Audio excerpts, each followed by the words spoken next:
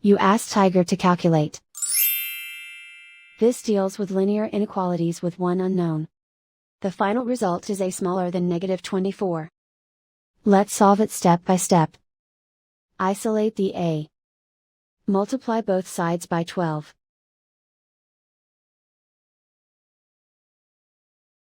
Group like terms.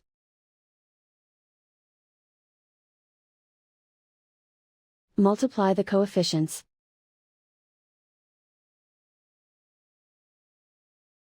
Simplify the fraction.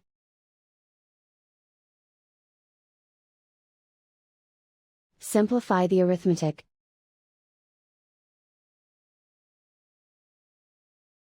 Plot the solution on a coordinate grid.